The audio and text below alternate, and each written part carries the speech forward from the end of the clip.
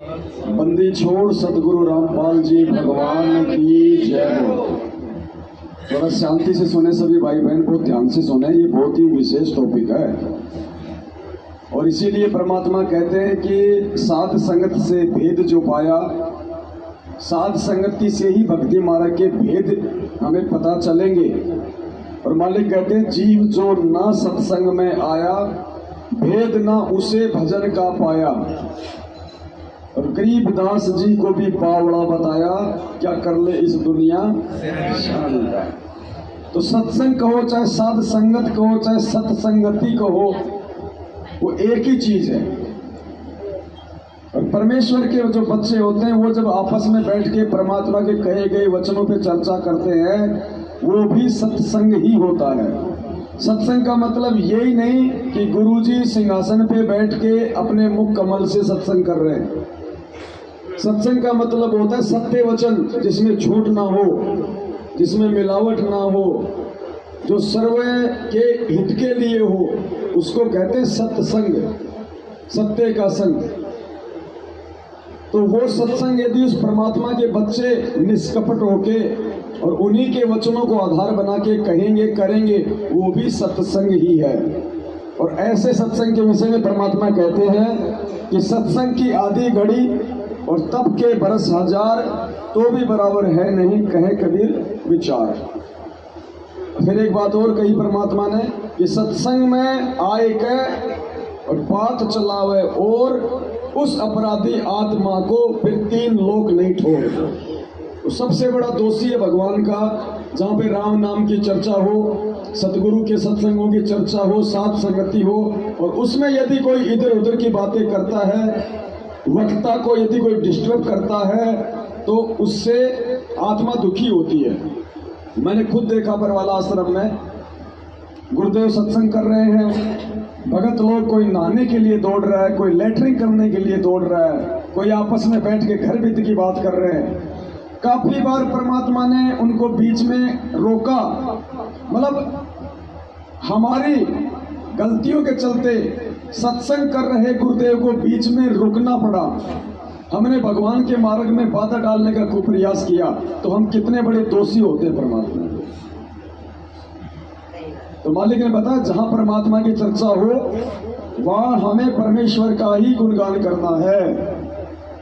देखो बात वही आएगी एंड में, हमारे अंदर ये कमजोरियां उस समय तक नहीं जाएंगी जब तक हम गुरु जी को परमात्मा नहीं मानेंगे। अब एक प्रधानमंत्री से कोई आपकी मीटिंग होनी है, अब प्रधानमंत्री से मीटिंग होनी है, आप प्रधानमंत्री जी के मीटिंग रूम में चले गए। अब विचार करना, आप हो और प्रधानमंत्री है, उस मीटिंग रूम में जाना तो आपका अपना फैसला। मीटिंग रूम में जाने के बाद क्या आप मीटिंग रूम से बाहर बिना प्रधानमंत्री की अनुमति के आ सकते हो?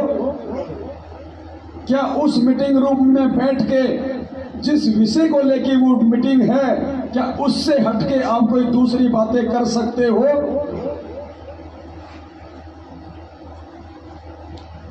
जबकि दोनों ही 2 कोटि के जीव हैं, खाली थोड़ा सा उस निष्ठा का फर्क है। तो इसी प्रकार जहां परमात्मा का सत्संग होता है या जहां साथ संगति होती है, जहां परमात्मा खुद सूक्ष्म रूप में प्रकट होते हैं, वो परमात्मा का सत्संग रूम है, मीटिंग रूम है। उस मीटिंग रूम में सिवाय उस साथ संगति की बातों के, सिवाय परमात्मा की महिमा चर्चा और गुणगान के, यदि हम कोई तीसरी बात करेंगे, दूसरी बात करेंगे, तो परमात्मा कितना नाराज होता होगा। लेकिन प्रधानमंत्री के साथ है तो बात नहीं करेंगे, क्योंकि हमें उसकी पावर का पता है, हमें उसकी शक्ति का पता है। और भगवान के दरबार में आके राजनीति की बात, गर्भित की बात, इधर उधर की बात, हंसी मजाक हम क्यों करते हैं? क्योंकि हमें उसका भय नहीं है।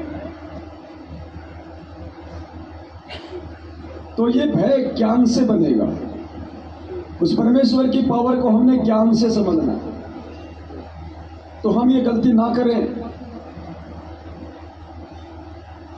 आज का जो सब्जेक्ट है बहुत ज्यादा इम्पोर्टेंट है। और कैसे इम्पोर्टेंट है? क्योंकि वो चीज ना समझ पाने के चलते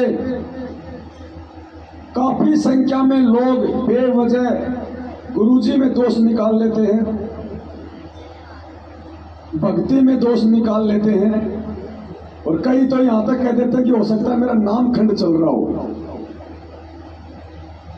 पुण्यात्माओं, ये नाम किसी ऐरे गहरे का नहीं है, ये नाम पूर्ण परमात्मा का है। और बेवजह नाम के ऊपर शंका करना भी दोषी बनना है।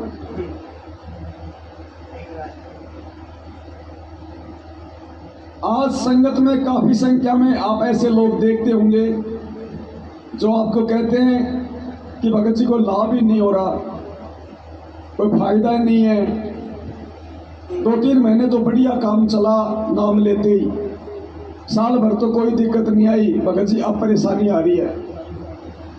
सुनते ना अमूमन क्या बोलेंगे कि भगत जी नाम लेने के 4-5 महीने तक तो ठीक था, उसके बाद ना तो भक्ति में वो मन लग रहा, ना विशेष कोई लाभ हो रहा, उल्टा नुकसान और शुरू हो गया।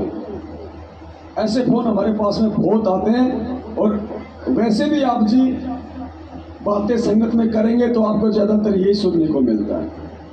अब इसके पीछे का रीजन क्या है? वो गलत नहीं कह रहा भगत, वो झूठ नहीं कह रहा, वो सही कह रहा है, लेकिन उसके पीछे का रीजन का ना पता होने के चलते हम डगमग वाली स्थिति में आ जाते हैं, भक्ति और भगवान से दूर हटने वाली स्थिति में आ जाते हैं काल प्रेरणा से। अब वो क्या है, क्यों ऐसी स्थिति प्रकट होती है?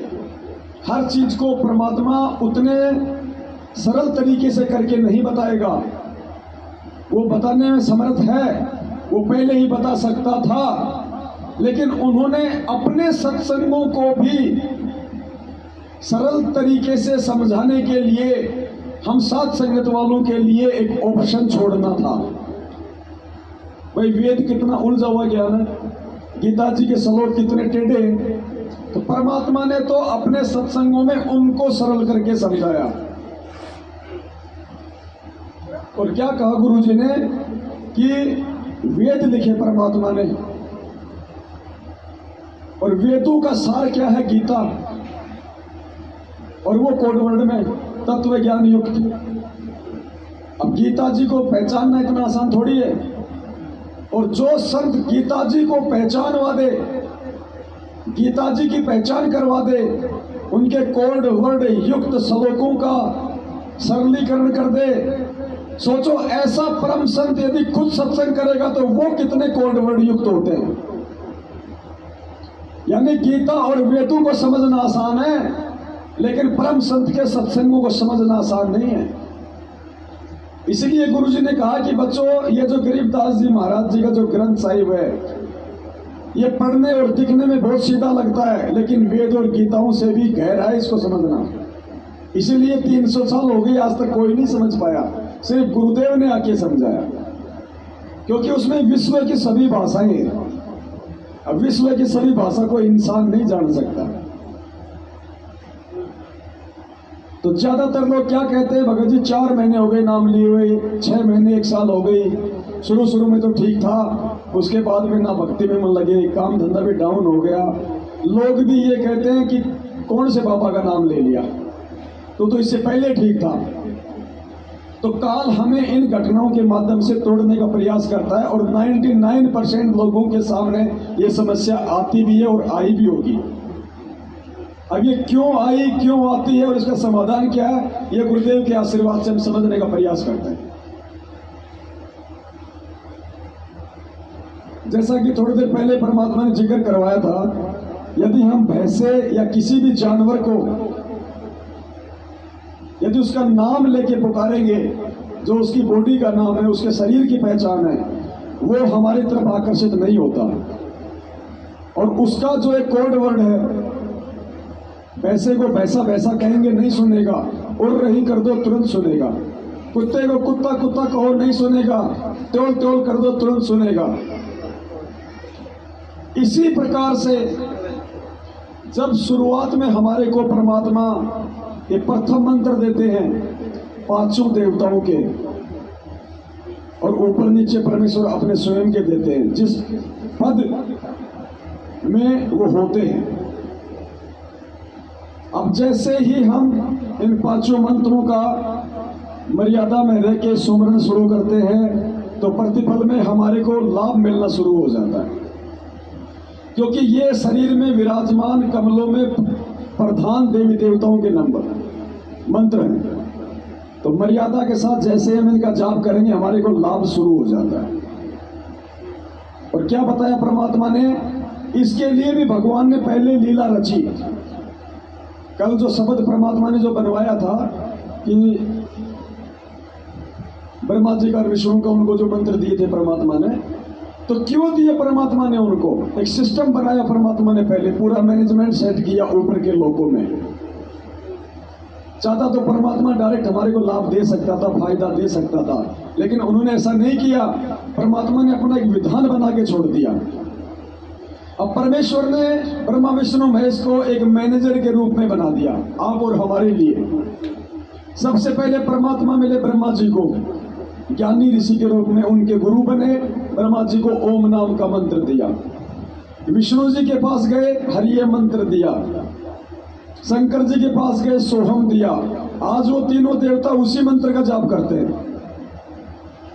परमात्मा वापस गए सतनाम देने, तो तीनों ने रिजेक्ट कर दिया, किया नहीं, परमात्मा ने करवाया, क्योंकि उनको सतनाम देना ही नहीं था।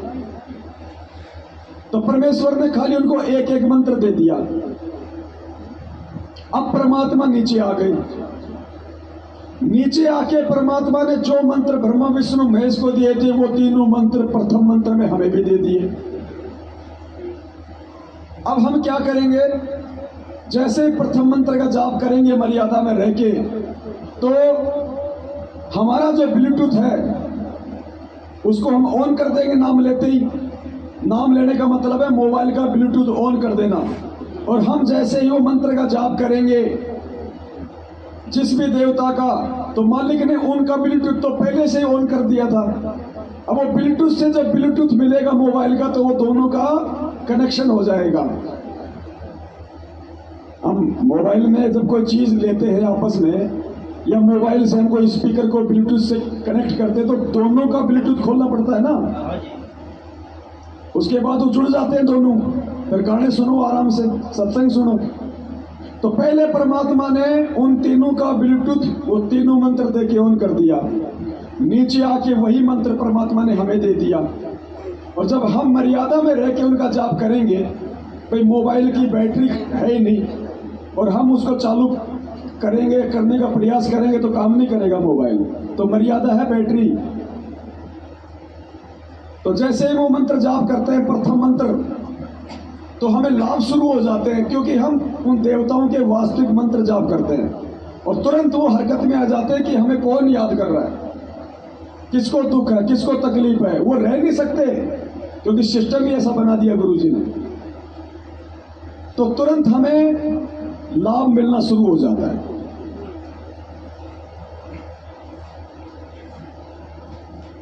उसके बाद में 4 महीने तक हम वो मंत्र जाप करते हैं। कोई 5 महीने करता है, कोई 1 साल वो मंत्र जाप करता है। जब तक उसको सतनाम नहीं मिल जाता, वो सतनाम के योग्य नहीं हो जाता।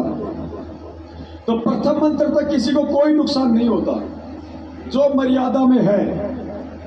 नहीं होता ना। सब यही कहेंगे भाई साहब शुरू शुरू में तो बहुत अच्छी भक्ति होती थी, सब कहते हैं, एक आधे को छोड़ के। 4 महीने बाद में या 1 साल बाद में जब सतनाम मंत्र मिल जाता है, देखो पहले तो हम प्रथम मंत्र जाप करते थे, तो प्रथम मंत्र का क्या प्रतिफल है? ब्रह्मा जी का जाप करेंगे तो वो अपने गुण देगा, लाभ देगा। शंकर जी वाला करेंगे तो वो अपने वाला लाभ देगा। बाई प्रोडक्ट है ना ये। तो जीव को सारे सुख मिलते हैं, शांति भी मिलती है, काम धंधा भी ठीक चलता है। क्योंकि ये जो देवता है ये किसी का जो है रख नहीं सकते, ये कोई भेदभाव नहीं करते, पक्षपात नहीं करते, तो इनको देना पड़ता है। तो शुरू शुरू में परमात्मा हमारे को लाभ दिलवाता है इनसे। जैसे ही हमें सतनाम मिल जाता है, और सतनाम लेके जब हम सतनाम का जाप करना शुरू कर देते हैं तो सतनाम का जो प्रथम मंत्र परमात्मा ने सार्वजनिक किया हुआ है ओम, और ये भी बता रखा वो किसका है, काल भगवान का, जिसकी कैद में हम कैदी हैं। अब जैसे प्रथम नाम का जाप किया तो उसके प्रतिफल में देवताओं को विवश होके उनके लाभ देने पड़ते हैं, ये विधान है। आप किसी फैक्ट्री में काम करोगे मजदूरी, तो महीने में आपको तनख्वाह मिलनी है, ये विधान है। अब जब सतनाम का जाप करेंगे और सतनाम में जब ओम मंत्र का हम जाप करते हैं, ये ध्यान देना सतनाम के बाद दिक्कत कहां आती है। जैसे सतनाम के ओम मंत्र का हम जाप करेंगे तो ओम मंत्र किसका, काल का, उसका ब्लूटूथ तो पहले से ऑन है। हमने उस मंत्र का जाप करके अपना ब्लूटूथ भी ऑन कर लिया सतनाम लेते ही। अब ब्लूटूथ से ब्लूटूथ जुड़ेगा तो क्या होगा, कंपन, हलचल, और वो देखेगा मुझे किसने याद किया, वो देखेगा उसने याद किया। क्यों याद किया, तो सतनाम क्यों दिया परमात्मा ने, मोक्ष के लिए, मुक्ति के लिए, काल की जेल से बाहर निकलने के लिए। अब वो क्या करेगा, विधान है परमात्मा का, देना उसको भी पड़ेगा। जैसे देवताओं ने दिया, नहीं देगा तो परमात्मा पिटाई करेगा। अब वो क्या देगा, सतनाम जाप करेंगे मोक्ष के लिए, काल लोक से छूटने के लिए, काल का जो ऋण है वो चूकता करने के लिए करते हैं ना।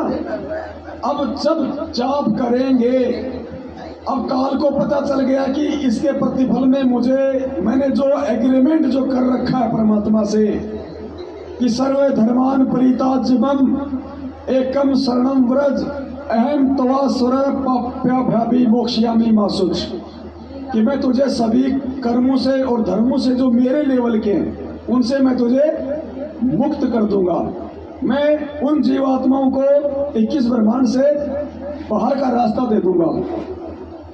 अब सतनाम लेने के बाद जब हम ओम नाम का जाप करते हैं तो काल को प्रतिफल में आपको 21 ब्रह्मांड से बाहर जाने का रास्ता देना पड़ता है। अब वो रास्ता देना नहीं चाहता। अब वो क्या करेगा, वो हमें रास्ता ना मिले इसके लिए वो हमारे को भ्रमित करने का प्रयास करेगा। अब वो हमारी मर्यादा तोड़वाएगा, क्योंकि मालिक वाले मिशन में तो वो छेड़छाड़ नहीं कर सकता कि जो ओम नाम की जिसके पास कमाई होगी उसको निकालना पड़ेगा अपने लोक से। लेकिन आत्माएं ओम नाम का जाप करके उसके लोक से बाहर ना निकल जाएं, वो तो एक एक आत्मा के लिए लड़ता है ना, मरता है ना। परमात्मा ने क्या बताया, जब परमात्मा मगर से लीला करके सहशरीर सतलोक जा रहे थे एक साधारण संत का रूप बना के, तो काल ने एक साधारण व्यक्ति समझ के, एक साधक समझ के रोकने के लिए अपनी पत्नी दुर्गा को भेज दिया कि उसको रोक, निकल ना जाए मेरे लोक से वरना तेरी खैर नहीं। दुर्गा ने कितने डोरे डाले परमात्मा पे, कीन्या मगर पियाना, सतगुरु कीन्या मगर पियाना, वो वाणी आती है ना परमात्मा की। दुर्गा ने कितना कोशिश की कि मैं तुझे अपना राजा बना के रखूंगी, मैं तेरी पटरानी बन के रहूंगी। मालिक ने कहा कि ये तो बूर के लड्डू हैं, हम नहीं खाते, हम नहीं खाते। ऐसी वाणी शब्द है परमात्मा का। अब सुन ले परमात्मा का, थोड़ा हमें मालूम पड़े फिर हम आगे बढ़े।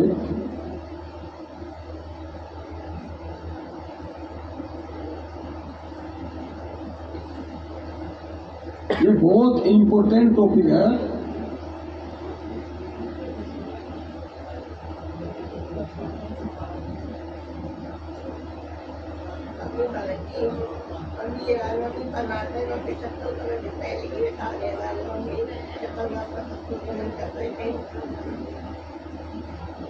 तो कैसे कैसे डोरे डाले थे दुर्गा ने परमेश्वर को साधारण संत समझ के, व्यक्ति समझ के। अर्थात एक तरफ तो परमात्मा के विधान अनुसार काल में ओम नाम के जाप करने वाले को रास्ता देना पड़ता है, सभी धर्म कर्मों से मुक्त करना पड़ता है। दूसरी तरफ वो घटिया नीति भी अपनाता है कि ये निकल ना जाए। तो क्या प्रयास किया था उसने परमेश्वर के लिए, सोचो हमें कहां बख्शेगा।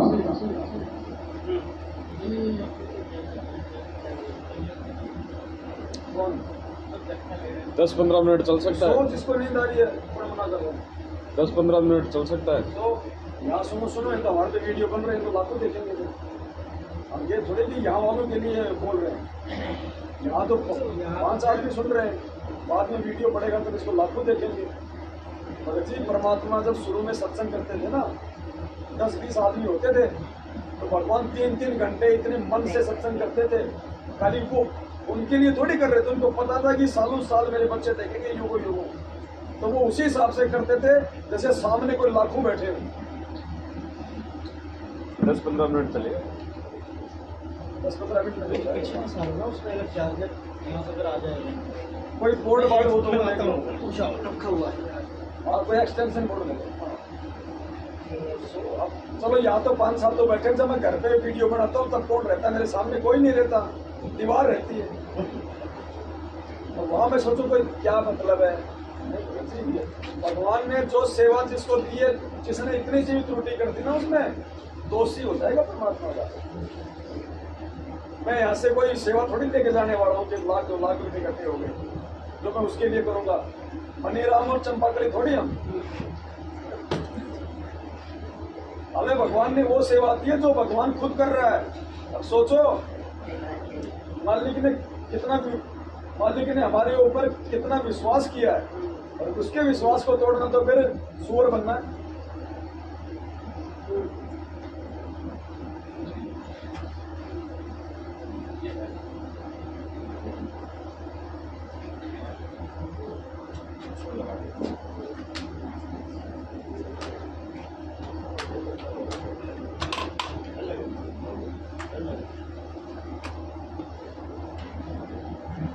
कई बार तो परमात्मा ने अपना विधान बताया। कई बार तो मालिक ये कहते हैं कि जब ये परमात्मा इस पृथ्वी पे आता है, कभी 20 साल रुकता है, कभी 50 साल रुकता है। गुरुदेव कहते हैं अगर एक आत्मा भी इस ज्ञान को समझ के अगर उस परमात्मा के साथ सतलोक जाने के लिए तैयार हो जाती है तो भी परमात्मा बहुत बड़ा अपना सौभाग्य समझता है। सोचो एक आत्मा के लिए परमात्मा 100 साल यहाँ बिता देते हैं, तो सोचो कितना मुश्किल है यहाँ से आत्माओं को लेके जाना। तो जब भगवान इतनी मेहनत करता है तो हमारी क्या जिम्मेदारी बनती है भगत जी? अब ये जो बातें हो रही हैं, ये बातें दास ने इनको समझाने के लिए शुरू की थी। अब देख लो, ये है काल का प्रभाव। कल दास बात कर रहा था, ये वीडियो बना रहे थे, तो इन्होंने कहा कि काल का ऐसा चेहरा मुझे गुरुजी ने दिखाया। तो दास ने क्या कहा था कि जिसका मंत्र जाप करोगे तो वो अपना रिएक्शन तो देगा ना। तो इन्होंने कहा कि मुझे दिखाई दिया उसका चेहरा। आप में से किसी को दिखा आज तक? क्यों दिखा? मर्यादा विहीनता के कारण। अब ये अभी जो बातें हो रही हैं ये सारी इनके लिए थी। काल ने पहले इनको सुला दिया। ये होता है प्रभाव। तो दुर्गा परमेश्वर को रोकने का प्रयास कर रही है, और गुरुजी कहते हैं असली बखेड़ा तो यहां से निकलोगे तब शुरू होता है, जबकि काल तो हमें यही रहते सहते बखेड़े में उड़ जाने का पूरा प्रयास करेगा। ये सतनाम मिलने के बाद, ये बहुत गहरा विषय, ध्यान से सुनना इसको। ये सत्संग केवल इसलिए सुनाया जा रहा है ताकि मालूम पड़े कि काल कितना प्रयास करता है जब साधक इसके लोक से बाहर जाने की भक्ति करता है। यहाँ से जब साधक जाता है, अगर सतगुरु शरण है तो फिर तो कोई खतरा नहीं, परम संत साथ होगा। और जब वो परमात्मा अकेले जा रहे थे तो फिर उसमें उन्हें सोची वैसे भगत जा रहा है और इसको काबू कंट्रोल करो, कंडम करो। क्या बताते हैं? देखा मगर जहूरा सतगुरु, देखा मगर जहूरा सतगुरु, देखा मगर जहूरा हो। काशी में कीर्ति कर चले, वहाँ ले नूर में नूरा हो। काशी में तो अपनी कीर्ति बना के महिमा गा कर चले गए, अब वहां से वो नूर परमात्मा का यानी तेजो में शरीर अपने वास्तविक स्थान सतलोक में पहुंच गया। आदि माया आदि अर्श से उतरी बनी अप्सरा पूरा हो। हम तो बड़े कबीर पुरुष को, तू है दुल्हा पूरा हो। माया कहे कबीर पुरुष से, देखो बदन जहूरा हो। अर्श विमान स्वर्ग में मंदिर, भोगे हमको सूरा हो। कहे कबीर सुनोरी माया, क्यों कुट नजर तुम घूरा हो। जिन भोगी सो नरक के रोगी, होगे धूर मधुरा हो। हर वाणी में, हर शब्द में एक संकेत देगा परमात्मा। परमात्मा किसी का टाइम पास या मनोरंजन करने के लिए नहीं आते यहाँ। वो माया, वो दुर्गा जिसने अपने शरीर को जहूरा बना लिया, तेजोमय बना लिया, किस लिए? परमेश्वर को आम साधक समझ के उसको विचलित करने के लिए, उसको ठगने के लिए, उसको अपनी काम वासना के जाल में फांसने के लिए। परमात्मा कह रहे हैं कि जब तुम यहां से चलोगे या जब तुम इस भक्ति पे लगोगे यहां, तो तुम्हारे को भी इसी प्रकार से ये काल ठगेगा। और परमात्मा ने कहा कि बचने का तरीका क्या है? क्या कहा परमात्मा ने पहले ही? कि उसने सोचा एक आम साधक जा रहा है, आम भगत जा रहा है, तो हम आम भक्तों के लिए समझा रहे परमात्मा कि जो मेरे साथ हो रहा है वो तुम्हारे साथ भी होगा। मैं जा रहा हूं तो हो रहा है, तुम्हारे साथ नीचे भी होगा। तो आज कितनी हमारे अंदर कमजोरी है। किसी सुंदर सी माता बहन को देख लेते हैं तो मन में क्या क्या उथल पुथल शुरू हो जाती है। ये संकेत कर रहे हैं परमात्मा कि तुमने भक्ति करके कितना जो है सुदृढ़ होना है। कोई माता बहन किसी सुंदर पुरुष को देख लेती है तो उसके मन में क्या विचार उत्पन्न हो जाते हैं।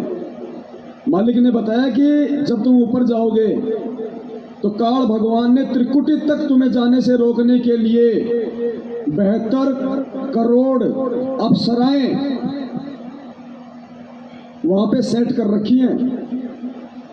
उनका काम एक ही है कि पृथ्वी लोक पे यदि इस साधक की या साधिका की आत्मा, इसकी आस्था अगर किसी पर पुरुष में थी या पर नारी में थी,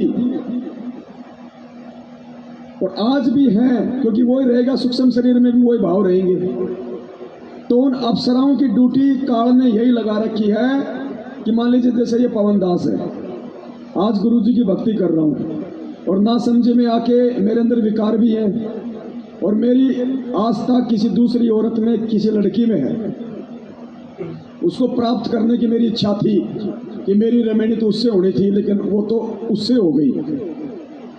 जैसे अहिल्या की शादी तो होनी थी गौतम उससे, इंद्र से, और बीच में कूद गया उसका गुरु, तो इंद्र के अंदर वो इच्छा रह गई ना, उस इच्छा ने फिर उसको नीच कर्म के लिए प्रेरित किया। अपने गुरु की पत्नी के साथ उसने अपने ही जो है गुरु का रूप बना के उसने उसके साथ में वो दुष्कर्म किया। तो जैसे कोई भाई, अब ये मूर्खता, ज्ञानता, ये रमणियां नहीं हो रही है, रामायण हो रही है। यार मेरी रमणी तो उसके साथ होनी थी, वो नहीं हो पाई, उसके साथ हो गई, तो उस संगत की उस बहन में जो बहन वाली आस्था होनी थी उसकी अपनी औरत वाली आस्था हो गई। या और साधक मान लो जैसे भी है, दास एक एग्जाम्पल दे रहा है। और शरीर छोड़ते समय भी मन में वही भाव रहेंगे। अब ऊपर जब जाएंगे तो वो 72 करोड़ जो अप्सराएं हैं, जो पुरुष का भी रूप बना सकती हैं, जो स्त्री का भी रूप बना सकती हैं, अब वो क्या करेंगी? अगर मुझ पवन दास की आस्था किसी औरत में थी तो वो अप्सराएं उस औरत का रूप बना के खड़ी हो जाएंगी वहां। अब मैं ऊपर जाऊंगा तो मुझे ये नहीं पता चलेगा कि मैं ऊपर जा रहा हूं, मेरा शरीर छूट गया। गुरुजी ने क्या बताया, तुम्हें ऐसा लगेगा जैसे तुम किसी सत्संग में जा रहे हो। अब वो उस माता बहन का रूप बना के वो काल एजेंट वहां खड़ा हो जाएगा और ठग लेगा मेरे को। ऐसे किसी बहन की आस्था किसी दूसरे पुरुष में, तो वो उस पुरुष का रूप बना के वहां उसको ठग लेगी। तो इसी प्रकार ये जो दुर्गा है ये ठगने का प्रयास कर रही है परमात्मा को आम साधक समझ के। माया कहे कबीर पुरुष से, मैं हूँ जब से दूरा हो, मैं तुम्हारी पटरानी दासी राखूं पलक हजूरा हो।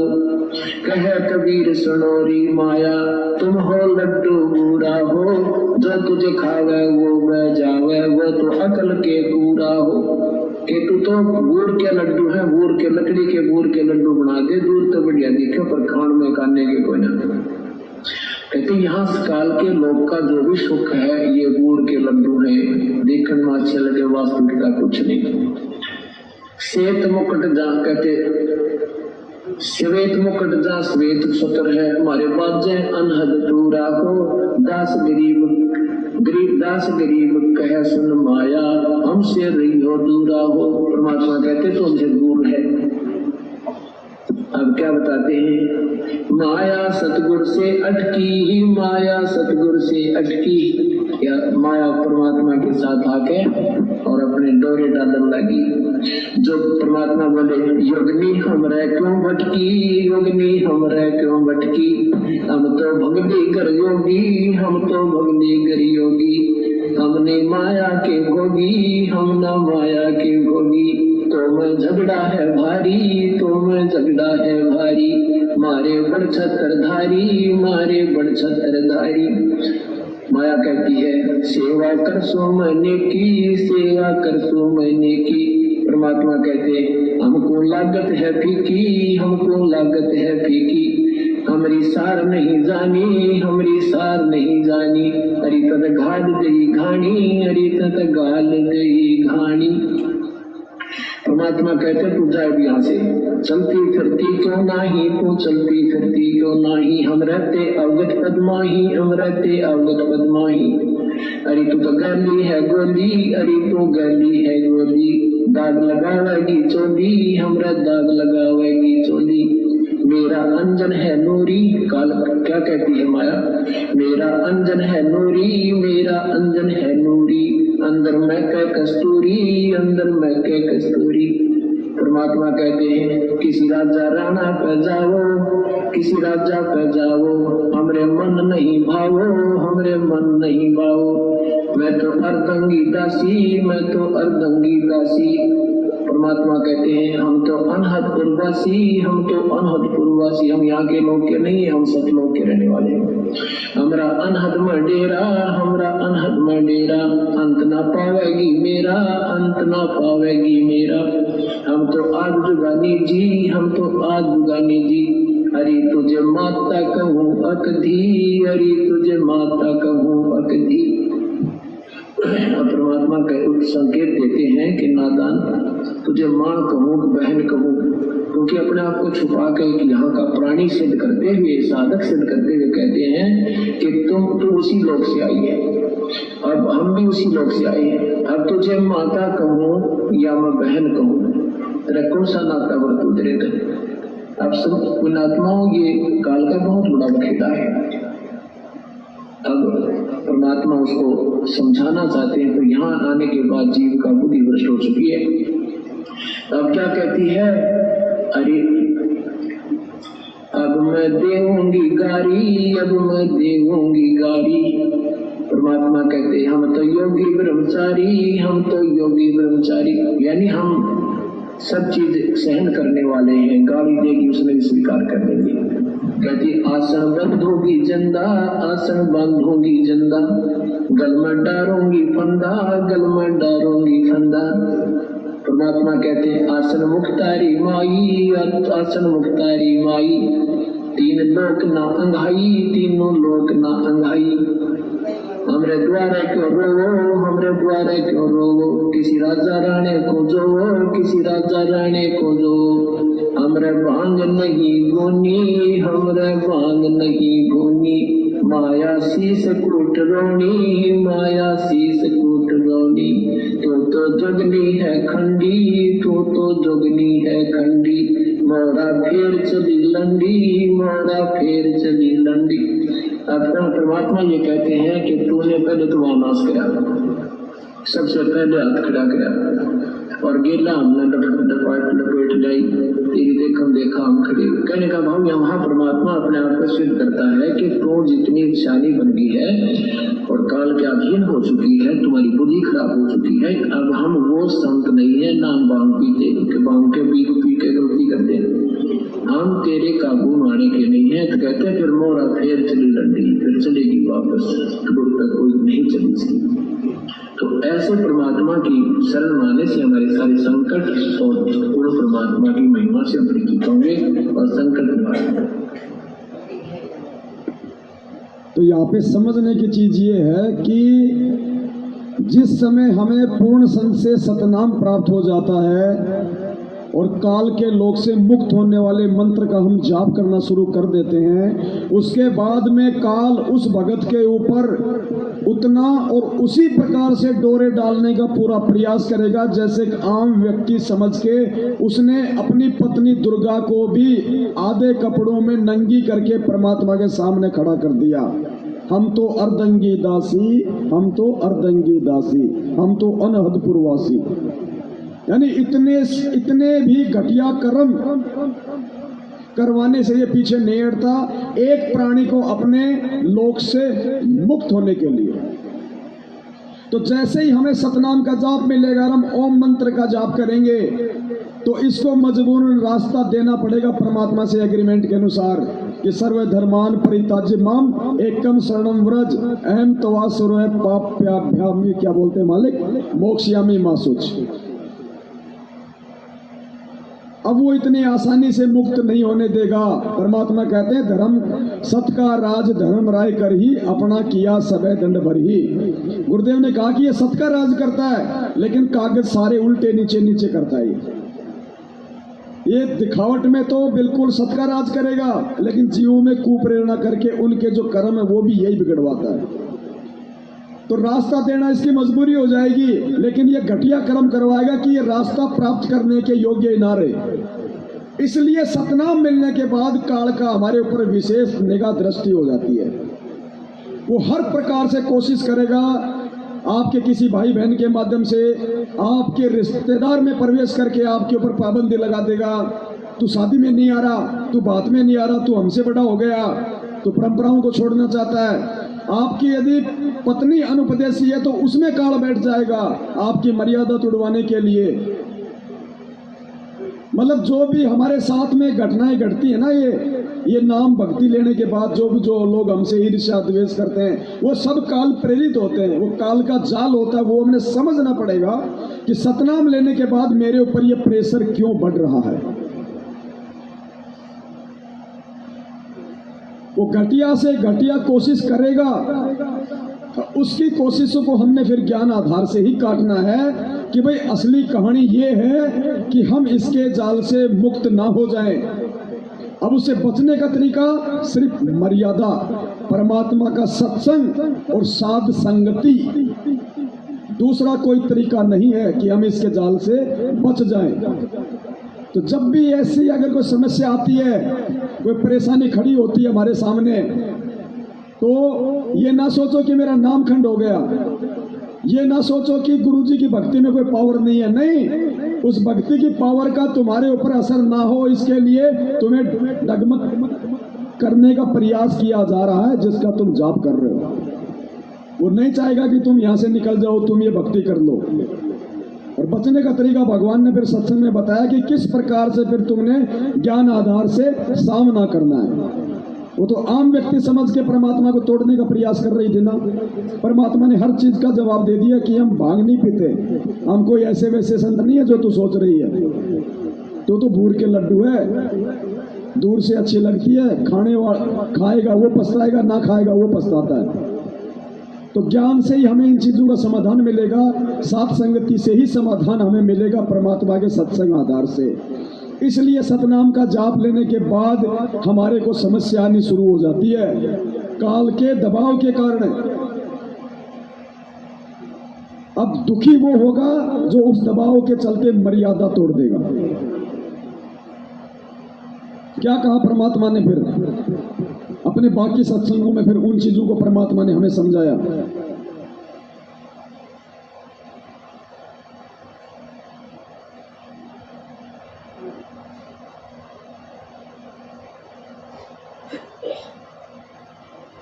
क्या बताया? ध्यान से सुनना पुण्यात्माओं।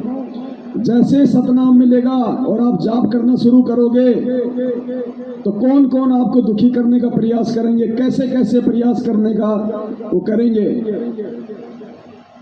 क्या कह रहे हैं परमात्मा? और उन तमाम बाधाओं को जो पार करके जो संत की शरण में लगा रहेगा, सत्संगों में आएगा जाएगा, साथ संगति से जुड़ा रहेगा, उसी का आवागमन नसाएगा।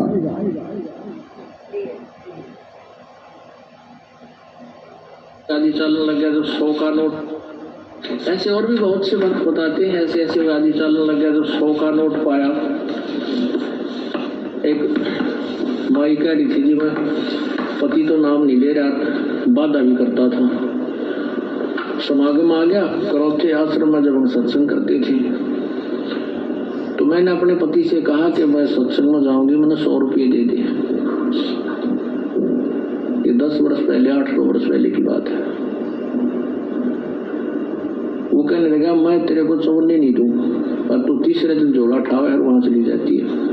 वो कहने लगी मैं कोई गलत जगह जाती हूँ, 60-65 साल की उम्र की बुढ़िया थी, और तेरे बेटे जान लग गए वहां पर।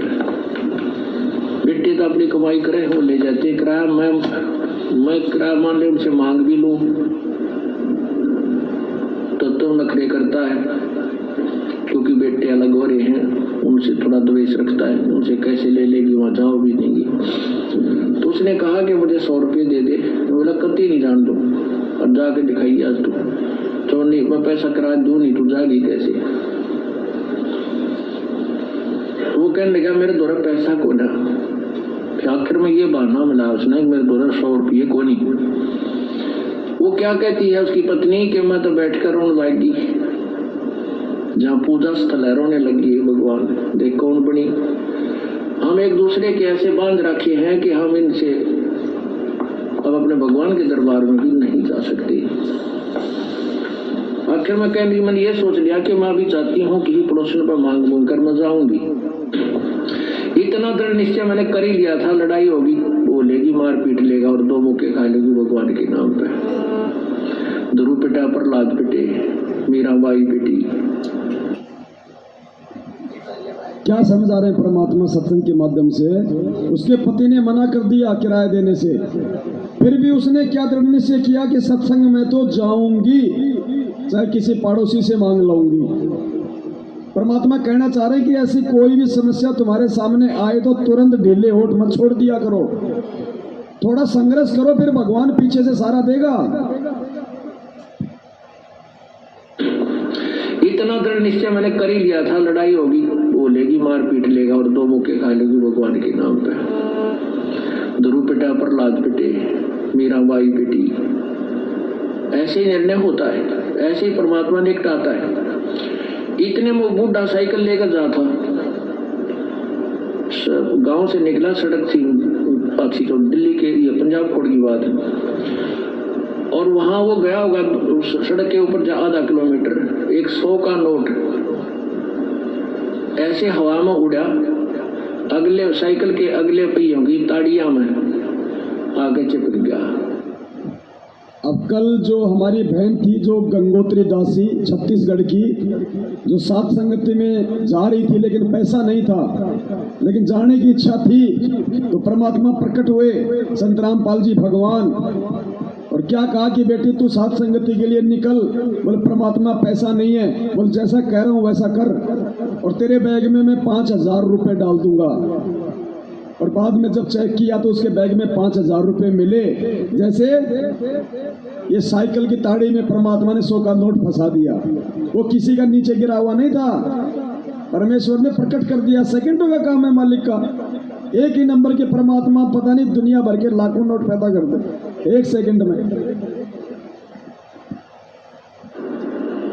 और उसने रोका तुरंत साइकिल, 100 का नोट ताजा, उसकी तो घीघी बन गई, घबरा गया, उल्टा आया, आके नो बोला ले भगवान, तेरे भगवान ने भेज दिया, तेरा 100 का नोट ले जाके।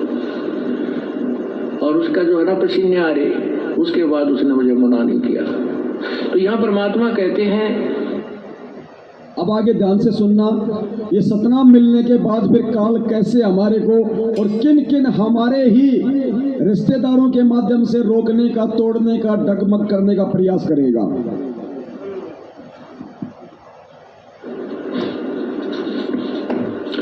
पति भरता पग जमी पर जो जो धर है पावे, समर्थ झाड़ू देते हैं ना काटा लग जावे।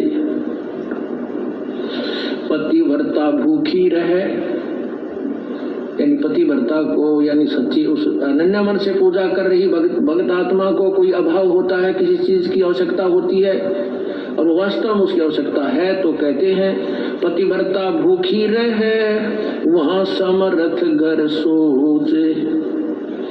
ऐसे पति की स्त्री के, ऐसे पति की स्त्री के काल कर्म हो मोक्ष मोच। कहते हैं जैसी भक्त आत्मा जब दुखी होती है तो भगवान के दरबार में भी चिंता बन जाती है। पुण्यात्माओं, इस दास की स्थिति से आप सब लोग जग जाहिर हो। सांसारिक लेवल पे ना दास के पास कोई मकान है, ना कोई जमीन है। किराए के मकान में दास रहता है, कभी कहाँ कभी कहाँ। काम धंधा ऐसा कोई विशेष है नहीं। काम धंधा भी करते हैं तो वही अपना कोई पानी पतासे का या दही बड़े वगैरह का जो भी दास जानता है छोटा बहुत। और पिछले काफ़ी समय से वो काम भी नहीं हो पा रहा, क्योंकि उस काम से ज़्यादा वैल्यू इस दास के लिए परमेश्वर की सेवाएं हैं। दास ऐसा नहीं कि काम नहीं करना चाहता, लेकिन ना करने के पीछे मेरी मजबूरी है और उस परमेश्वर ने मुझे रोक रखा है। वो नहीं करने देना चाहता वो सांसारिक काम। ये सबके लिए नहीं है।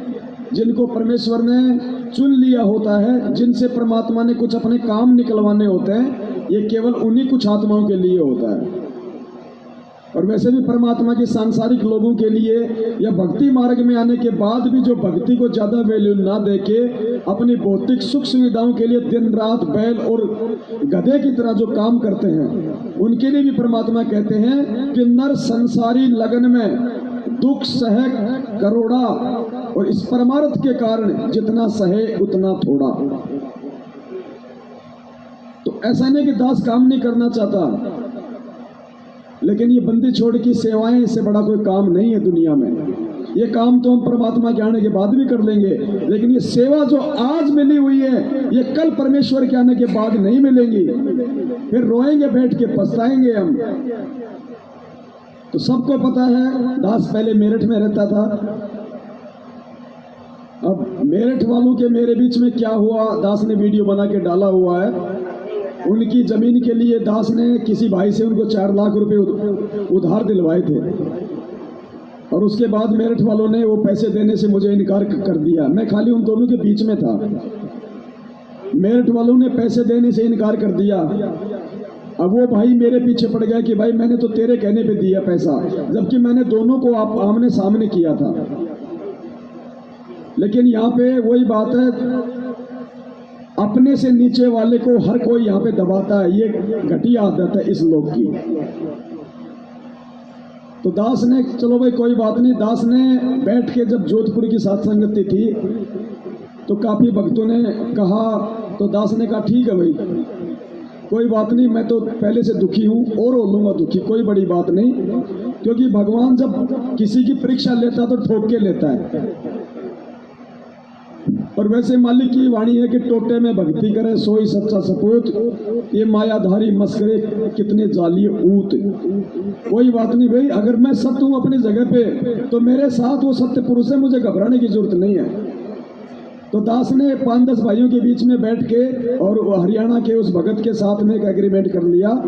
एग्रीमेंट मतलब जुबान से बोल दिया कि भाई हर महीने कर करके मैं आपको 10,000 रुपये दूंगा, अगर वो नहीं दे रहा तो आपके 4 लाख रुपए मैं पूरे करूंगा। अगर बीच में बैठ के 2 व्यक्तियों को आमने सामने करने का यही अगर दोष है तो ये सजा भैया भुगतेंगे, और क्या करें। जबकि कोई जुगाड़ नहीं मेरे पास में, मैं तो खुद ही काम नहीं कर रहा। तो परमात्मा जी वाणी बोल ली है मालिक ने कि पतिव्रता, एक मिनट दोबारा सुन लीजिए। हाँ, परमेश्वर कह रहे हैं कि पतिव्रता भूखी रहे। भूखी रहने का मतलब कोई रोटी से नहीं, पतिव्रता भूखी रहे मतलब उसको आवश्यक, अगर किसी वस्तु की आवश्यकता होगी, कोई जरूरत होगी, तो कहते समृत घर सोच, उस परम पिता परमेश्वर के दरबार में चिंता बन जाती है कि मेरी ये आत्मा दुखी क्यों है। तो दास ने तो परमात्मा पे विश्वास करके एग्रीमेंट किया, और फिर परमेश्वर दया करते हैं अगर मर्यादा में है और सच्चे समर्पण के साथ उसको समर्पित है तो मालिक कहीं से भी अरेंजमेंट करवा देता है। उसके बाद परमात्मा ने एक भाई को निमित्त बनाया 1 लाख रुपए के लिए। उस 1 लाख रुपए में दास ने अपने मकान चेंज किया और कुछ काम थे मेरे 50-60 हजार रुपए के, वो किए। 1 लाख रुपए पूरा हुआ। अगले महीने उसकी किस्त का समय आ गया। उस भाई ने 10,000 रुपए और दिए मुझे, उसकी मैंने किस्त दे दी। उसके बाद हो सकता है कोई दिक्कत हुई हो भाई को, वो नहीं दे पाया। अब मेरे को थोड़ी हल्की टेंशन, क्योंकि जीव है भैया, अब एग्रीमेंट हो चुका है, नहीं देंगे तो वो फिर ज्यादा और बेचारा परेशान करेगा, दुखी होगा, उसकी भी आत्मा दुखी होगी, या बेवजह मेरे को टेंशन होगी। अब टेंशन होगी तो फिर ये परमेश्वर वाली सेवाओं में बाधा उत्पन्न होती है। तो परमात्मा नहीं चाहता कि ये टेंशन हो, और मैंने इसको जो असली जो नौकरी दी है, इस नौकरी में किसी भी प्रकार से ये कोई आलस से करे। तो परमेश्वर ने हरियाणा से एक बहन को निमित्त बनाया, और बहन ने दास को 1.25 लाख रुपए दिए। तो परमेश्वर ने दास को 1 साल के लिए टेंशन फ्री कर दिया कि 1 साल तक तू उसकी किस्त देता रहे, हर महीने 10-10 हजार रुपए, और 1 साल तक टेंशन करने की तुझे जरूरत नहीं है। मैंने जो सेवा दे रखी है उनको तन मन धन से कर। और दास का जो लड़का है बड़े वाला, अब परमात्मा का देखो पुण्यात्मा ज्ञान हो गया, और ऐसे ही परमात्मा हमसे प्रसन्न होगा। ये शिक्षा, ये पढ़ाई परमात्मा ने नौकरी के लिए नहीं दी। परमात्मा ने नौकरी तो एक लड्डू कि इस नौकरी के लालच में मेरे बच्चे जो है अक्षर ज्ञान युक्त हो जाएंगे। अगर नौकरी ना हो तो कोई माँ बाप अपने बच्चों को नहीं पढ़ाएगा। सब स्वार्थ के लिए पढ़ाते हैं, लालच के लिए, पैसों के लिए।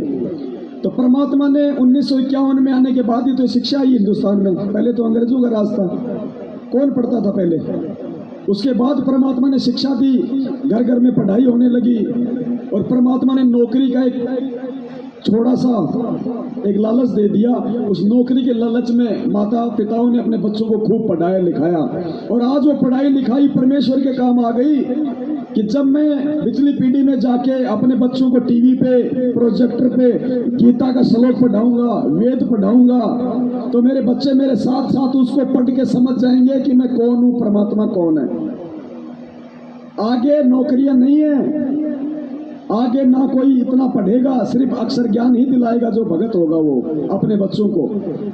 और संत रामपाल जी का भगत होके यदि कोई अपने बच्चों को टाटा बिरला की स्कूल में पढ़ा रहा है कि डॉक्टर बनाऊंगा, इंजीनियर बनाऊंगा, वो सबसे बड़ा मूर्ख है, इस दुनिया का सबसे बड़ा मूर्ख।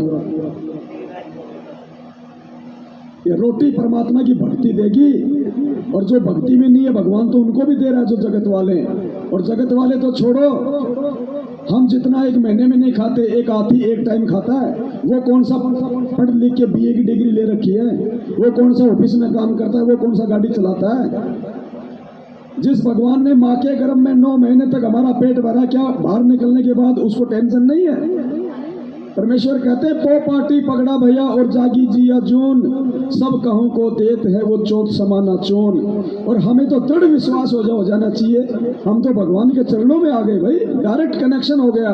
और जिस भगवान ने हमारे को करने के लिए भजन दे दिया, क्या खाने के लिए भोजन नहीं देगा? सब कुछ देगा, लेकिन विश्वास हमें नहीं होता। तो दास ने अपना जो बड़ा लड़का है उसको 10th करवा के 10वीं पास करवा के उसकी इच्छा थी आगे पढ़ने की, दास ने उसको मना कर दिया, नहीं भाई अपने को भगवान चाहिए, भगवान मिल गया। शिक्षा केवल इसलिए दी थी कि मेरे बच्चे मुझे पहचान लें। बेटा भगवान को हमने पहचान लिया है, अब हमने नौकरी के लिए पढ़ाई नहीं करनी। उस बच्चे की दास ने पढ़ाई छुड़वा दी और उसको एक मार्बल कंपनी के अंदर उसको काम पे लगा दिया। हर महीने उसको 15,000 रुपये मिलते हैं, बस बहुत है, पर्याप्त है। घर का खर्चा बच्चा चला रहा है, और जो किस्त है मेरी जो 10,000 की, जो 4 लाख रुपए तक है, वो मालिक ने अपने सत्संग वाले बच्चों को निमित्त बना रखा है। तो ऐसे समय में यदि मैं रातों को जाग के भगवान की सेवा ना करूं तो मेरे से बड़ा नीच कोई दूसरा नहीं होगा। इसलिए दास परमात्मा की सेवा में कोई कोताही नहीं बरतता है, वरना भगवान का दोषी हो जाऊंगा जब वो आगे से आगे मेरे चल रहा है।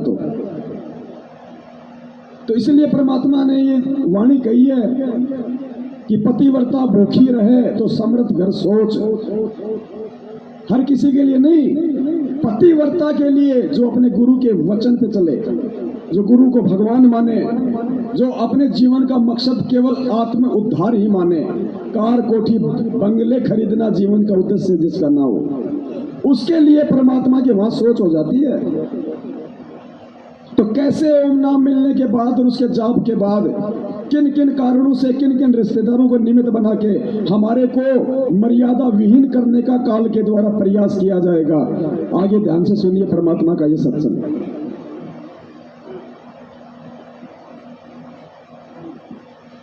और ऐसे पति की स्त्री के काल कर्म हो मोक्ष, जो ऐसे सोचे है किसी चीज की आवश्यकता होती पर जो धर है पावे, समर्थ झाड़ू देते हैं ना काटा लग जावे।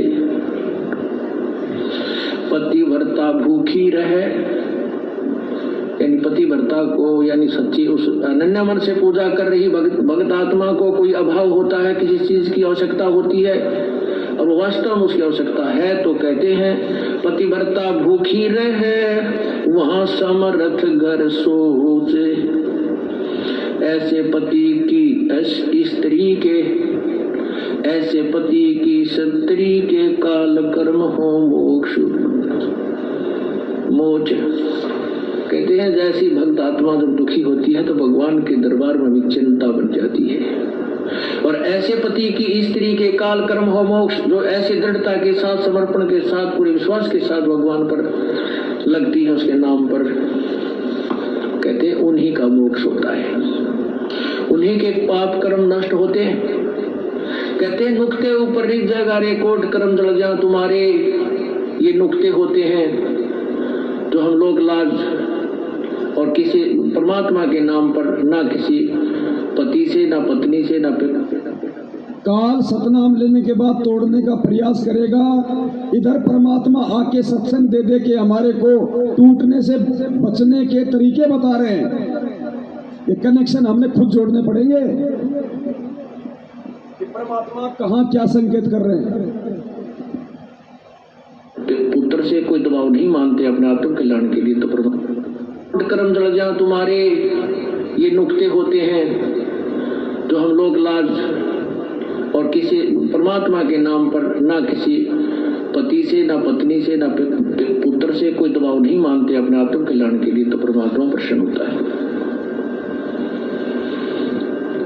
परमात्मा कहते हैं मात पिता सुत स्त्री, मात पिता सुत सत्री, आलस बंधु कान, संत मिलन को जब चले ये अटकावे आण। मात पिता, बालक है, बेटा है, बेटी है, माँ बाप नहीं जानते सत्संग। जो 15-16 साल के 20 साल तक हैं वो माता पिता के अधीन होते हैं। और जो बुजुर्ग हैं वो जब बच्चे बड़े हो जाते हैं तो बच्चे बेटियां के अधीन हो जाते हैं, बेटे के अधीन हो जाते हैं, या फिर आलस या फिर लोक लाज। जैसे आप यहाँ सत्संग में आते हैं, कोई ना कोई जरूर टकरा देगा, कहाँ चले बेरा है सत्संग में जानते होगे, तेरा तो पाल कट रहा है, तीसरे दिन वहां बैठे रहते हो। तो इस तरह के श्लोक सुना देते हो और आप जो ज्ञान में कमजोर है इन बातों से दबाव मानने लग जाता है और फिर वो आना भी कम कर देता है, उसको ज्ञान नहीं है। इसीलिए परमात्मा कहते हैं कि मात पिता क्षत्रि और आलस बंधुकांड माने लोक लाज, अपने मित्रों के वो कहे हुए व्यंग्यात्मक बातों से झिझक जाना। कहते हैं सतगुरु मिलन को जब चला ये अटकावे आठ, ये आके आठ लावेंगे किधर बेटा का माँ बाप या स्त्री ऐसी निकम्मी हो जाएगा जी बेबे, बस जी का धाड़ बन जाती है भगत के, या फिर लोक लाज, या खुद आलस कर जा, फिर देखोगे फिर अगले बार देखेंगे सर्दी ज्यादा है, गर्मी घड़ी है। इनका अटकाया ना अटके जो सतगुरु दर्श को जाए, कहे कबीर सो संत है भाई आवागमन नसावे। कहते नुकते ऊपर रीत जाएगा। ऐसे हम थोड़ी बहुत भगवान के लिए पापिटिया करेंगे, संघर्ष करेंगे तो हमारे निकट आएगा, और केवल बात बनाते परमात्मा या कोई भी क्रिया पूरी नहीं हो सकती। जैसे अब यहाँ कौन आएंगे, वो आएंगे जो पूर्ण रूप से परिचित हो चुके हैं इस ज्ञान से। तो इस प्रकार से ये सतनाम मिलने के बाद जिन जिन भक्तात्माओं को कोई लाभ नहीं मिल रहा, कोई फायदा नहीं हो रहा, तो ये है उसका मेन रीजन।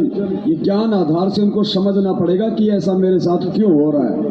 उसका रीजन है काल का भयंकर दबाव।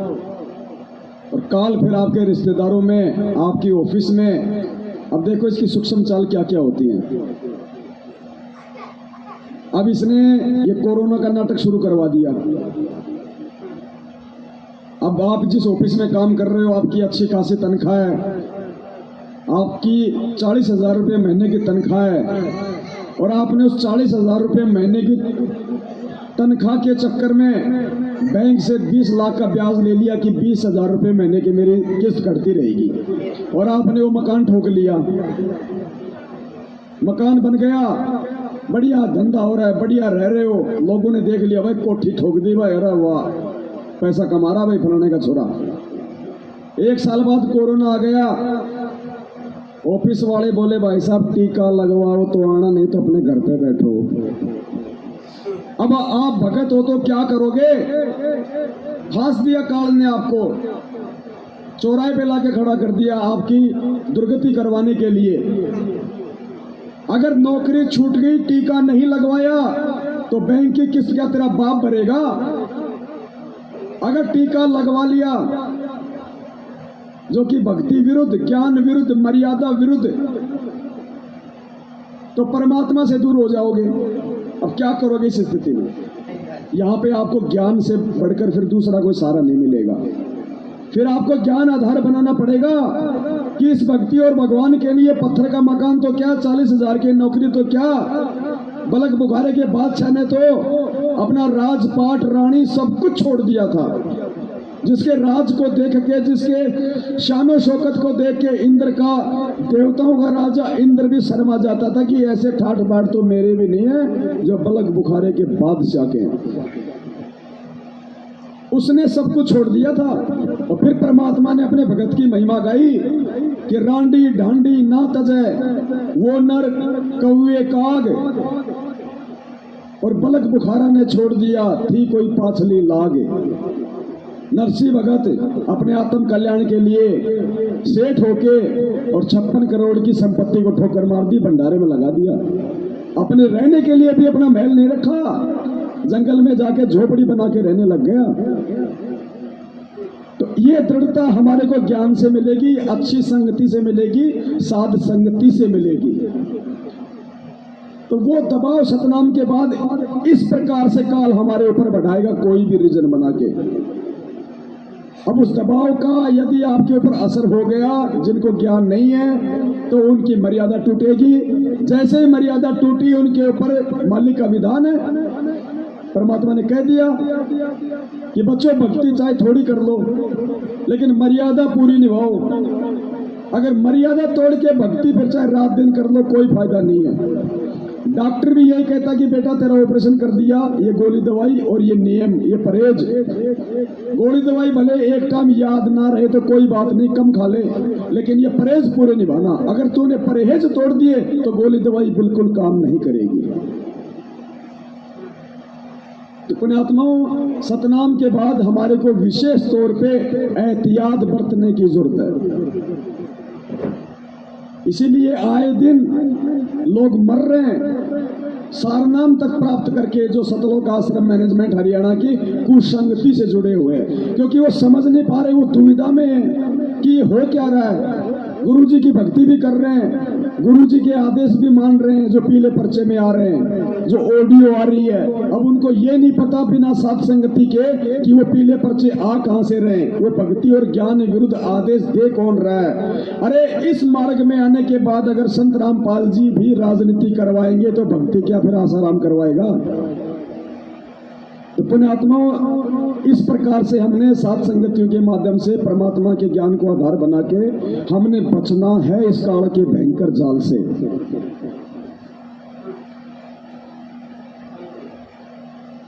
इसलिए सात संगतियों की जरूरत है, इसलिए भगवान ने हमें ये सात संगतियां दी है। वरना गुरु जी के रहते 27 साल हो गए, कहीं कोई सात संगति का नाम सुना था क्या? और आज इन्हीं सात संगतियों में जो भगवान के सत्संग हम 27 साल से नहीं समझ रहे थे कि परमात्मा ने सत्संग में क्या भेद छुपा रखा है, क्या गूढ़ रहस्य है, आज वो सारे भेद परमात्मा सात संगतियों से सार्वजनिक खुलासा करवा रहे हैं। और जो दृढ़ता, जो समर्पण, जो आस्था अपने गुरुदेव में और भक्ति के प्रति जो रुचि और जो भय आज से पहले नहीं हो रहा था, आज वो भय हमारे अंदर प्रकट होने लगा है। क्योंकि परमात्मा कहते हैं भय बिन भक्ति ना होई। और भय होता है ज्ञान से कि अगर रह गए अब की बार तो गधा कुत्ता बनने से मुझे कोई रोक नहीं सकता। वो नरक, वो 84 लाख योनियां, इसीलिए परमात्मा सत्संग सुनाते हैं। 3 प्रकार की वाणियां बताई परमात्मा ने, यथार्थ, रोचक और भयानक।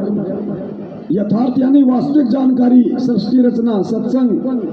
रोचक कुछ कुछ मीठी बातें परमात्मा बीच बीच में कोई चुटकुला सुना देते हैं, कोई हंसी मजाक की बातें कर देते हैं, जैसे कथाएं सुनाते हैं परमात्मा, तो ये रोचक है।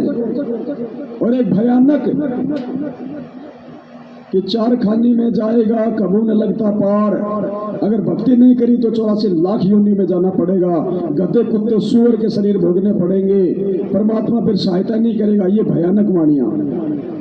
तो परमात्मा कई प्रकार के तरीके अपना के अपने बच्चों को भक्ति से जोड़ के रखते हैं। तो वर्तमान में उस परमेश्वर ने हम भाई बहनों को आपस में निमित्त बना रखा है।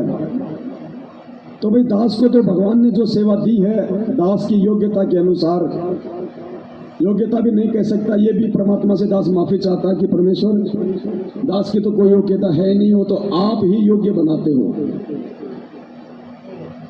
तो दास उस चीज को परमात्मा के ही आशीर्वाद से पूरी तरह से निभाने का पूरा प्रयास कर रहा है। हालांकि अभी भी बहुत कमियां हैं। मालिक से प्रार्थना करूंगा परमात्मा और सेवाएं दे, और सेवाओं को करने की शक्ति दे परमेश्वर।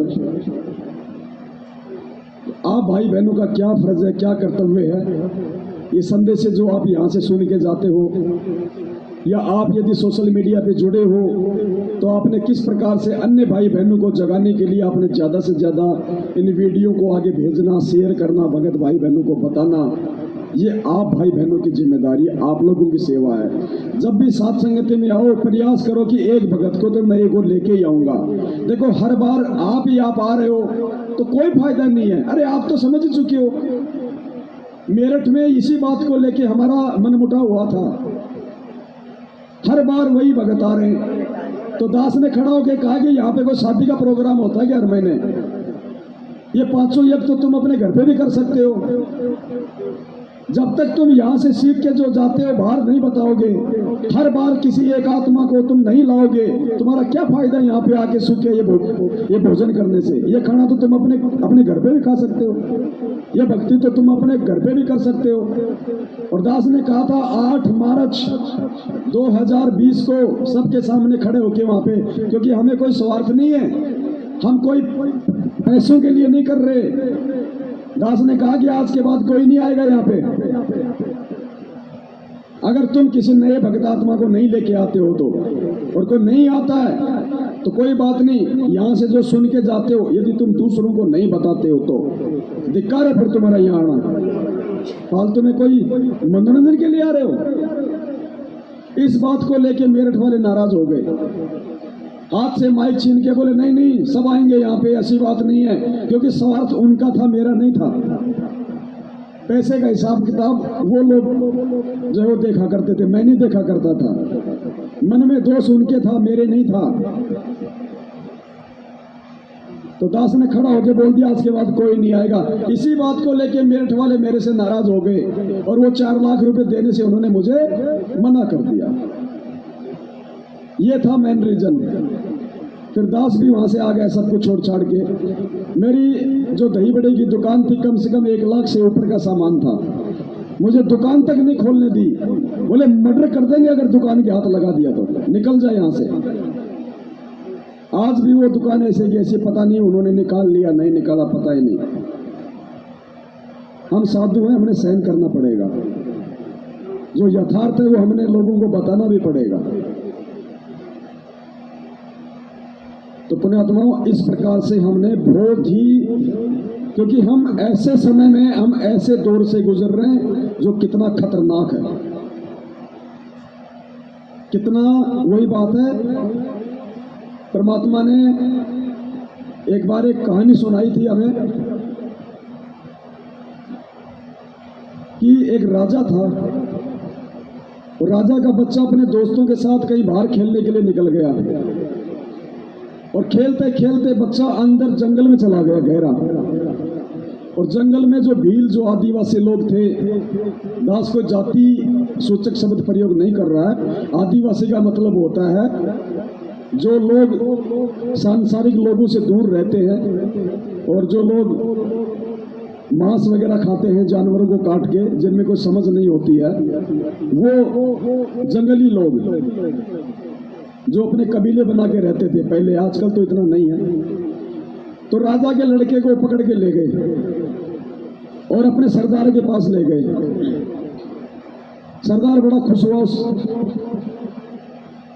उस गोरे चिट्टे बच्चे को देख के, और उसने कहा कि भाई अगले महीने हमारी माता जी का, उनकी जो भी देवी थी, उसका त्योहार है और माता को यदि हम इस बच्चे की बलि चढ़ाएंगे तो माता हम पे और प्रसन्न होगी।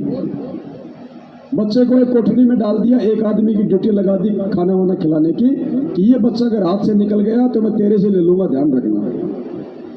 राजा ने मालूम किया बच्चा घर पे नहीं आया, काफी परेशान हुआ। पुण्यात्मा विचार करना, ये खाली एक कथा नहीं है, इस कथा का निष्कर्ष निकालना गुरुजी ने क्यों सुनाई, क्या समझाने के लिए। राजा यानी सतलोक में बैठा हुआ परमात्मा, सतनामपाल जी भगवान और कबीर परमात्मा। वो बच्चा जो नादानी में अपने यार दोस्तों के साथ बाहर खेलते खेलते दूर चला गया, यानी उस काल के चक्कर में आके और दुर्गा के चक्कर में आके हम उस राजा के बच्चे जो आज यहाँ बैठे हुए हैं, हम हाथ खड़ा करके इस काल के साथ इस जंगल में आ गए। अब बाप को बड़ी टेंशन हुई। राजा ने काफी सोच विचार किया कि बच्चे को कैसे निकाला जाए, वरना वैसे तो बच्चा आने वाला नहीं है, वो लोग छोड़ने वाले नहीं है। तो राजा ने काफी सलाह मशवरा करके और किसी एक ऐसे व्यक्ति को बुलाया जो 1 महीने में राजा को परफेक्ट कर दे कि जो लोग जंगल में रहते हैं आदिवासी, उनकी भाषा, उनका रहन सहन, उनके जैसे बोलना चलना उठना, उस राजा को कोई बिल्कुल परफेक्ट कर दे। तो एक व्यक्ति ने कहा कि साहब 1 महीने में आपको परफेक्ट कर दूंगा। तो राजा ने कहा ठीक है। राजा को 1 महीने में उन भीलों की भाषा सिखा दी, उनका रहन सहन हुलिया सब कुछ वैसा बना दिया राजा का भील के जैसा। और राजा अपने महल से निकल गया अपने बच्चे को सकुशल वापस लाने के लिए। अपना हुलिया चेंज किया, किसी को भेजा नहीं। जैसे गुरुजी कहते हैं कि परमात्मा नहीं आए तो दास को भेज दिया। और दूसरी तरफ वाणी में क्या कह रहे हैं, गरीब निर्गुण सरगुण एक है। निर्गुण यानी जब वो परमात्मा सतलोक में रहता है तो उसको कहते हैं निर्गुण रूप। और सरगुण यानी जब वही परमात्मा इस पृथ्वी पे एक संत रूप धारण करके आता है तो उसको कहते हैं सरगुण। तो कहते हैं निर्गुण सरगुण एक है और दूजा ब्रह्म विकार। निर्गुण साहिब आप हैं और सरगुण संत विचार। परमेश्वर आप ही निर्गुण रूप में सतलोक में हो और अपना ही दूसरा रूप बना के हल्का करके तेज पुंज के शरीर को आप ही सरगुण रूप में यानी संत रूप में आज धरती पे प्रकट हो। तो राजा अपने उस राजा वाले रूप को चेंज करके भील वाला रूप बना के और बच्चे को लेने के लिए जंगल में निकल पड़ा। पीछे से अपने मंत्री को उसने सारे दिशा निर्देश दे दिए। जंगल में चला गया, उनसे वो भील टकराए, अपने जैसा देखा, वेशभूषा देखी, बातचीत की, तो ये सोच के कि ये तो हमारे ही मतलब जान पहचान के हैं। और राजा उनके साथ उसी कबीले में चला गया। राजा था, उसको बुद्धि भी थी, उसने अपने कुछ विशेष अदाओं से और उस भीलू के राजा का उसने दिल जीत लिया। भीलू के राजा ने उस राजा को अपनी विशेष सेवा में लगा लिया कि तू मेरे पास रहेगा। राजा उसको बढ़िया कहानियां किस्से सुनाता था, उसकी बढ़ाई करता था। तो राजा ने फिर एंड में क्या किया, उसकी ड्यूटी भीलू के राजा ने जिस कोठड़ी में वो बच्चा था उस कोठड़ी की चाबी और उसकी रोटी पानी की व्यवस्था करने की जिम्मेदारी जो भील रूप बना के गया हुआ था उस लड़के का बाप, उसी को दे दी। अब वो ऐसे थोड़ी है कि भाई उसको चाबी दे दी तो निकाल के ऐसे ले जाएगा। अब 4-5 दिन बाद में माता जी का प्रोग्राम था बच्चे की, उस दिन उन्होंने बलि चढ़ानी थी। राजा पूरी तैयारी के साथ गया था। जिस दिन उनका प्रोग्राम होना होता था उस समय वो लोग धूमधाम से शराब वगैरह पीना और बहुत अच्छा अच्छा खाना खाना वो करते थे। तो भीलू के राजा ने पार्टी रखी, धूम धड़ाके गाने बाजे, सुरा वगैरह पी गई, शराब वगैरह पी गई। अब राजा ने क्या किया, उस शराब में नशे की जो दवाई लेके गया था वो डाल दी और सबने खाया पिया। 2-4-5 घंटे के बाद में राजा ने देखा कि सब लोटपोट। अब राजा ने तुरंत मौके का फायदा उठाया, तुरंत उस कोठड़ी में गया, बच्चे के पास गया और बोला, देख जैसा मैं कहूं वैसा करना बस, और मुझे तेरे बाप ने भेजा है, मुझे तेरे पिताजी ने भेजा है तुझे यहां से निकालने के लिए। जैसा मैं कहूं वैसा करते रहना। मैं जो तुझे बताऊं उससे अगर जरा सा भी इधर उधर हुआ तो तू भी मरेगा और मुझे भी मरवाएगा। अगर वो ये कह दे कि मैं ही तेरा बाप हूं और अपनी वास्तविकता उसको दिखा दे 2 मिनट के लिए मुंह मां धोके, तो वो नादान बच्चा उसी समय रोने लग जाएगा अपने दुखों के कारण। तो वो राजा भी फंसेगा और वो भी फंसेगा। तो राजा को बच्चे की कमजोरी का पता था, उसकी बुद्धि के स्तर का पता था, इसलिए उसने अपना भेद नहीं बताया कि मैं ही तेरा बाप हूं। ये कहा कि देख मुझे तेरे बाप ने भेजा है तुझे यहां से निकालने के लिए, और जैसा मैं कहूं वैसा ही करना। बच्चे को टाइट कर दिया, बोला ठीक है।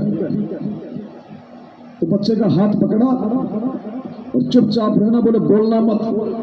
और बच्चे का हाथ पकड़ के मौके का फायदा उठा के राजा वहां से निकल लिया। सुबह तक राजा रुका नहीं, बच्चे को लेके चलता रहा। और जैसे ही वो सीमा आ गई, वहां पहले से राजा ने मंत्री को कह दिया था, मंत्री अपनी सेना लेके तैयार खड़ा हुआ था। और बच्चे को लेके उस भील वाली वेशभूषा में,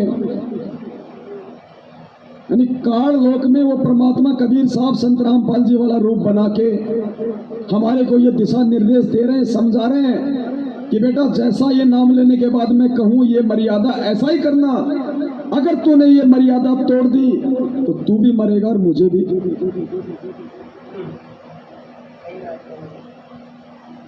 और यदि ये परमात्मा हमें अपना वास्तविक रूप दिखा दे आज, तो भी नुकसान हो जाएगा। इसलिए परमात्मा ने अपने आप को छुपाया, उस भील की तरह आज छुपा रखा है। तो राजा बच्चे को लेके उसी भील वाली वेशभूषा में महल में चला जाता है। महल में रानी भी अपने बच्चे का इंतजार कर रही थी। बच्चे को देख के रानी रोने लग गई, बच्चे से लिपट गई। अब वो भील के रूप में जो राजा था, अब देखना पुण्यात्माओं कैसे मालूम पड़ेगा कि ये कौन है आज हमारे गुरुजी के रूप में। उसी बच्चे के सामने बच्चा भी देख रहा और भील वाली वेशभूषा को राजा उतारने लग गया और अपना मुंह वगैरह धोया। तब उस बच्चे ने देखा, रे ये तो मेरा ही बाप है और मुझे निकालने के लिए इतनी बड़ी बाधा इसने मोल ले ली। 21 महीने की जेल 2006 में, रोहतक जेल में छाती के बाल तक उखड़वाए इस परमात्मा ने मुझे इस काल के जाल से बाहर निकालने के लिए। आज 2014 से 7 साल की जेल, 30 दिन का पुलिस का रिमांड, दुनिया की गालियां, निंदा का पात्र बना, लोगों की यातना सही, किसके लिए? मुझ नीच के लिए, जो मूर्खता में इस काल के लोक में आके मैं यहां पे फंस गया।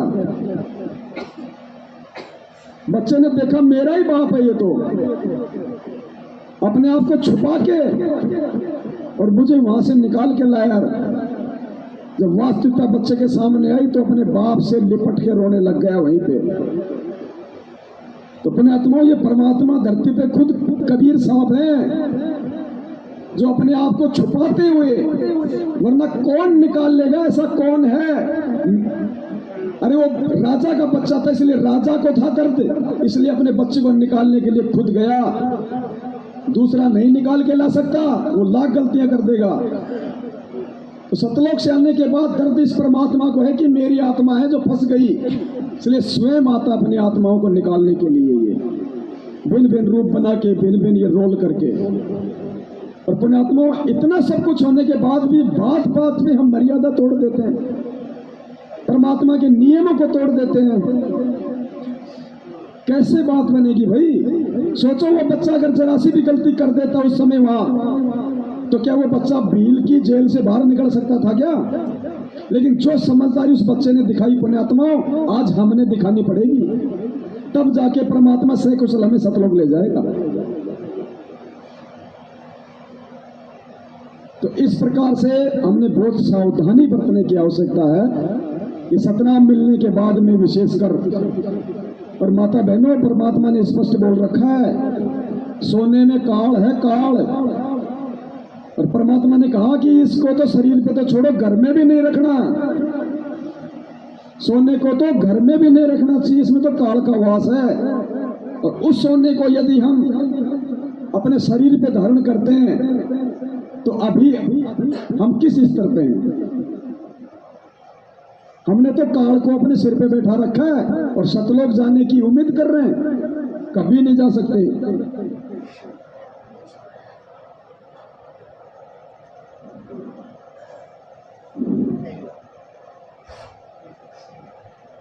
तो क्या कहा परमात्मा ने? अब ये देखो पुण्यात्माओं, नींद में सोने का समय नहीं है। ये 7 संगतियां भगवान ने इसलिए रखवाई है कि ये तुम्हारे लिए लास्ट मौका है, लास्ट। जैसे बच्चा टीचर के समझाने और पढ़ाने के बाद भी नहीं समझता है तो एक ऑप्शन होता है पासबुक, कि हो सकता है इस पासबुक के सारे ये अपने सवालों का जवाब खोज ले और कुछ लिख के पास हो जाए। तो मूल जो पाठ था अध्यात्म का सिलेबस, वो है गुरु जी का सत्संग। और उन सत्संगों को समझने के लिए फिर पासबुक का सहारा लिया जाता है, पुस्तकों को समझने के लिए। तो ये सात संगतियां पासबुक है, और पासबुक का सारा लेके भी जो नहीं समझ पाया, उससे बड़ा निर्भाग्य प्राणी को दुनिया में नहीं हो सकता। तो सोने को लेके क्या परमात्मा ने भाई बहनों को, माताओं को दिशा निर्देश दिया है, ये आदेश है गुरु जी का। अगर सतनाम लेने के बाद, देखो प्रथम नाम वाले को इतना ज्ञान नहीं होता, सतनाम लेने के बाद यदि हम ये गलतियां करेंगे, पुण्यात्मा परमात्मा हमसे 100 कदम दूर है, भले हम दिन रात सतनाम का जाप करें। भक्ति बिना क्या होते हैं ये भ्रम रहा संसारे, भक्ति बिना क्या होते हैं ये भ्रम रहा संसारे, रति कंचन पाया नहीं रावण चलती बार। सर्व सोने की लंका थी, किसा को बद्दी था, करके भक्ति सिद्धि प्राप्त रिद्धि प्राप्त करके, और सोने की लंका जैसे हम गारा की ईंट पका कर और मकान बनाते हैं, वो सोने की ईंट बना कर, छोटी छोटी ईंटें होती थी पहले, और उनसे सोने ही की वो गारा बना के और महल बनवा रखे थे उसने। इतना धनी था, और आप दौरे मुश्किल से 50-20 ग्राम 20 तोले सोना होगा था, घोड़ा बुढ़ा सेठ होगा जिस पर 20-30-40 तोले सोना हो गया। कहते हो वो रति नहीं लेके गए, ग्राम भी नहीं ले जा सके, तुम कहाँ ले जा सकोगे, और के ना तोड़ दोगे 40 तोले सोने में। ये तो खाम खागा सर दर्द है, सोना तो घर में बिठा रखना चाहिए आपने, और ना इसको पहनना चाहिए। क्या फायदा, कान में डाल लिया, नाक में डाल लिया, 36 पोंगे कड़े बना लिए। परमात्मा ने इतना सुंदर शरीर दे रखे, इसमें आडंबर करने की कभी जरूरत नहीं। इससे भगवान रुष्ट होता है। भगवान की भक्ति करें, चाहे किसा भी शरीर है, काला है, गोरा, कड़े बना लिए। क्या कह रहे गुरु जी, सोना तो घर में भी नहीं रखना चाहिए, तो पहनने का तो सवाल ही पैदा नहीं होता। फिर क्या कहते हैं गुरु जी, इससे भगवान रुष्ट होते हैं। अरे वो 2, 4, 5, 10 हजार की चीज के लिए तुम भगवान को रुष्ट कर रहे हो? भक्ति कर रहे हैं, ड्रामा कर रहे हैं? हमें पता कि इस चीज से भगवान रुष्ट है। अगर ज्ञान है तो क्या उस चीज को अपनाएंगे? फिर भी हम पहने रहते हैं, तो फिर तो शराब भी पीने लग जाओ भाई, उससे भी भगवान रुष्ट होता है। शराब भी पियो, फिर नियम चाहे 1 तोड़ो चाहे 100 तोड़ो बराबर है। गुरु जी कहते हैं जहर का चाहे एक बूंद जीभ पे रखो चाहे एक पूरी बोतल पियो, बात एक ही है। फिर तो सारे उल्टे काम करो, फिर क्यों भक्ति का दिखावा कर रहे हो, क्यों ढोंग कर रहे हैं? फिर हम, अरे गाड़ी के 4 टायर, अगर एक टायर नहीं है गाड़ी में तो क्या 3 से आप उसको चला लोगे? 4 वाली तो जब तक चारों तैयार नहीं होंगे नहीं चलेगी, उल्टा एक्सीडेंट और गौर कर देगी तुम्हें कहीं बीच में। पुण्यात्मा, उस सत्संग की अगर गहराई में जाएंगे ना, तो परमात्मा ने सतनाम लेने के बाद जो माता बहनें सोने चांदी या नकली आभूषण भी पहनती हैं, परमात्मा ने उनको वैश्या की संज्ञा दी है, वैश्या की संज्ञा। अभी सुनाऊंगा सत्संग आपको। परमात्मा ने इतना सुंदर शरीर दे रखे, इसमें आडंबर करने की कभी जरूरत नहीं। इससे भगवान रुष्ट होता है। भगवान की भक्ति करें, चाहे किसा भी शरीर है, काला है, गोरा है, जैसा भी मालिक ने दिया है, इसमें हम परमात्मा पा सकते हैं। इस काया का गर्व न करियो के काला के गोरा रे, और बिना भजन कुछ काम नहीं आवे, चाहे इधर छिड़को चार हो रहा रे। तो परमात्मा धीरे धीरे, क्योंकि हम इतने सामाजिक माहौल में हम इतने गहरे चले गए कि वहां से वापस आना अपनी पटरी पर हमारे लिए कठिन हो रहा है। हम दलदल में धस गए। लेकिन परमात्मा का सहारा आपको एक क्रेन का काम करेगा।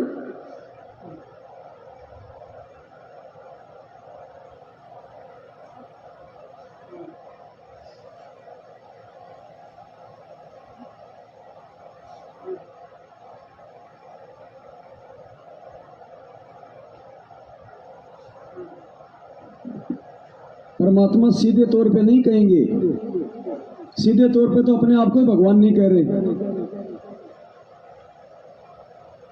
एक सत्संग सुना होगा आपने परमेश्वर जी का, परमात्मा ने लाल और लालड़ी की पहचान, क्या उस सत्संग में वो ताऊ बच्चों को उसी समय नहीं कह सकता था कि बेटा ये तो लाल नहीं लालड़ी है? लेकिन उस ताऊ को पता था कि अगर बच्चों के सामने कह दिया तो ताजा ताजा तो इनका बाप मरा है, और ये कहेंगे कि ताऊ चाहता नहीं कि हम कोई काम धंधा कर ले, इसलिए हमारे लाल को भी लालड़ी बता रहा है। तो ताऊ ने सोचा क्यों ना बच्चों को ही पहचान करवा दूं कि लाल है लालड़ी, मुझे बोलने की आवश्यकता नहीं पड़ेगी, मैं जो है बुराई का पात्र ही ना बनूं। तो परमेश्वर सीधे वे में नहीं कहेंगे कि सोना चांदी पहनने वाली जो मेरी शिष्या है वो वैश्य की श्रेणी में है, नहीं, परमात्मा संकेत करेगा। और संकेत में फिर सत्संग में भगवान ने फिर जो जिक्र किया है, अब ध्यान से सुन लेना कि ऐसे ऐसे आडंबर करने वाली औरतों को समाज में क्या संज्ञा दी जाती है। तो सोचो पुण्यात्मा, इस भक्ति में आने के बाद यदि हम वही आडंबर कर रहे हैं जिनके विषय में परमात्मा जिक्र कर रहे हैं सत्संग में, तो हम किस श्रेणी में, भगत की में या फिर जो परमात्मा बोल रहे हैं उसमें?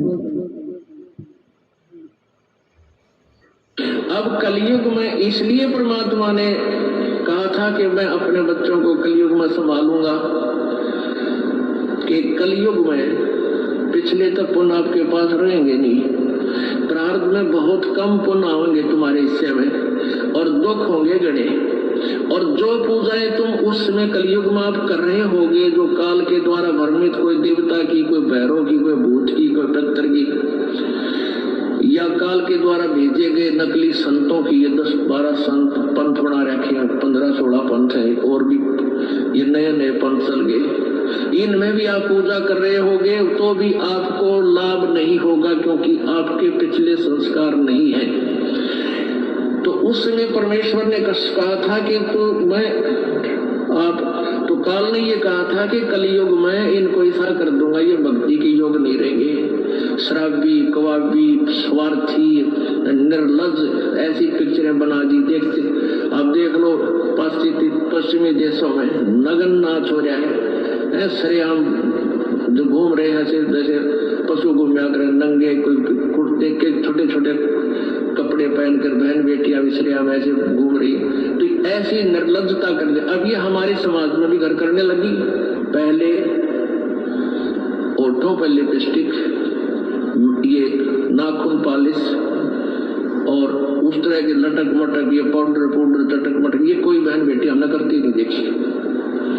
ऐसी वो वैसा ही क्या करती थी, उनको घटिया औरतें माना करते थे। और आज देख लो, जब कोई भी पीछे नहीं रही, बहन बेटियां इसी बूंदी पॉलिश लाऊंगी, पूरे नौ न लाल कर लेंगी, मुंह ऐसा बूंदा लाल, देखते बूंदा शक्ल भी ना अच्छी लगे। तो इस तरह की ड्रामाबाजी इस काल ने करवा दी, हमें निर्लज बना दिया। और सरेआम डांस करती हैं ब्याह शादी में, बेटियां नाचे, उड़े बाप नाचे, उड़े बेटी नाचे, उड़े माँ नाचे, अरे थारा गजब। इधर वैसा ही नाचा करती थी कि जब बंद कोठों में, आज सरेआम नचा दिए काल ने हमारे को। परमेश्वर ने सत्संग के माध्यम से संकेत कर दिया, क्योंकि हमें सत्संगों से ही समझना पड़ेगा। परमात्मा कहते हैं शब्द सैन सतगुरु की पहचानी, वो पाया अटल सुहाग रे। वही आत्मा सतलोक को प्राप्त कर पाएंगी जो परमेश्वर के सत्संगों के मर्म को समझ जाएंगी। ये परमात्मा ये बातें हमें क्यों कह रहे हैं, उन औरतों का उदाहरण क्यों दे रहे हैं कि ये होठ लाली, नेल पॉलिश, ये गहने आडंबर, क्योंकि सोने के लिए तो भगवान ने साफ साफ मनाही कर दिया। इसका मतलब भगवान नहीं चाहता कि सोना पहनना है, सोना पहनने से भगवान रुष्ट होता है। फिर नेल पॉलिश वगैरह, ये नाचना गाना, ये चटक मटक वाले कपड़े पहनना भगवान ने वैसा क्यों साफ साफ बोल दिया कि ये तो समाज की वो घटिया औरतें करती थी जिनको वैश्या कहा जाता है। तो इस भगवान के शरण में आने के बाद यदि कोई माता बहन इस प्रकार का आडंबर करती है तो वो किसकी श्रेणी में? ऐसे परमात्मा समझाते हैं। अब ये संकेत केवल सात संगतियों के माध्यम से ही समझ में आने थे, इसलिए भगवान ने ये सात संगतियां रखवाई हैं। ये मेरी या किसी और व्यक्ति की अपनी सोच या कोई औकात नहीं है। हम तो खुद मरीज हैं। मरीज को क्या दवाई देगा, लेकिन मरीज को सलाह दे सकता है, दवाई नहीं दे सकता। दवाई तो भगवान ने दे रखी है जिसको हम सही तरीके से नहीं खा रहे। इसलिए दूसरा अगर ये कहते भाई देख इसका लेने का समय ये, इसका लेने की विधि ये है, तो उसमें दोष नहीं होता है। दोष वहां है जब आप गुरु वाला काम करने लग जाओ, नाम देने लग जाओ। पुण्यात्मा बहुत सारी बातें हैं। सात समुद्र की मसी करूं, लेखनी करूं बन राय, धरती का कागज करूं, सतगुरु गुण लिखा न जाए। चाहे दिन रात चर्चा करते रहो इस परमात्मा की। हालांकि आज सोचा तो नहीं था कि, हम तो ये सोच रहे थे कि भगत जी बैठे थे बाहर, हम दोनों ये बात कर रहे थे कि आज तो भक्तों को आपस में करने दो, आज आराम करेंगे। लेकिन ये तो मालिक की मर्जी, हम उसके यंत्र हैं। वो कान मरोड़ेगा तो भाई हमारी क्या औकात, हम चुपचाप रह जाएं। रेडियो चाहे 20,000 रुपए का है, अगर उसके मालिक ने बटन दबा दिया तो उसकी औकात है कि वो नहीं चलेगा। वो यंत्र है, परमात्मा नहीं है, उसको चलना ही पड़ेगा। ये पंखा चाहे 20 लाख रुपए का हो, अगर इसके मालिक ने बटन दबा दिया इसको चलना पड़ेगा। इसकी औकात नहीं कि ये ना चले, और चल रहा है, मालिक इसको रोकना चाहता है तो उसको रुकना पड़ेगा। इसकी औकात नहीं है चलता रहे। तो हम सब उस परमेश्वर के यंत्र हैं, हमें हैंडल परमात्मा करता है, रिमोट उसके हाथ में है। काल ने कहा था ना कि बलवानों का बल, बुद्धिमानों की बुद्धि मेरे हाथ में है, जब चाहे ऑन कर दूं वो कर दूं। इसी प्रकार भगत की बुद्धि का रिमोट अगर मर्यादा में है तो परमात्मा के हाथ में, और मर्यादा टूट गई तो फिर काल के हाथ में। फिर जैसा नाच वो नचाएंगे वैसा ही नाचना पड़ेगा, हमारी औकात नहीं है फिर। तो पुण्यात्माओं बड़ी मुश्किल से और 27 साल की मेहनत से गुरुजी ने हम आत्माओं का रिमोट अपने हाथ में ले लिया है। अब कोई नालायक यदि वो सैल निकाल दे अपनी कमजोरी से मर्यादा तोड़ के, तो इससे बड़ा दुर्भाग्य, निर्भाग्य उस आत्मा का फिर नहीं हो सकता। फिर वो ऐसी आत्माओं को परमात्मा फिर अनंत करोड़ युगों तक नहीं संभालता है।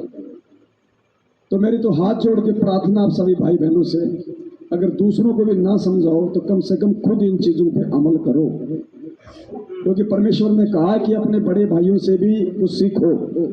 अगर कोई भगत है और आपको अच्छी अच्छी बातें बताता है तो उसकी बातों पे अमल करना चाहिए। और इसी सत्संग के आधार से हम आप भाई बहनों को थोड़ा बहुत ये समझा रहे हैं।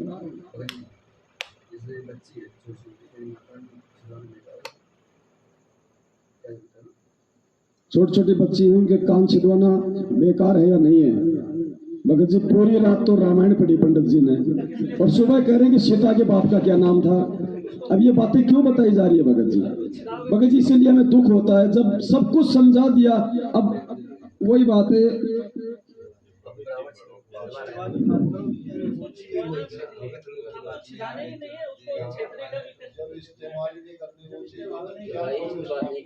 एक सत्संग में परमात्मा ने बताया कि जब हम 2008 में जेल से बाहर आए, 2008 में जब जेल से बाहर आए, सत्साई भगत जी, सत्साई जी, 2008 में जब परमात्मा जेल से बाहर आए तो सार नाम देने के लिए कहा कि भाई सार नाम दिया जाएगा।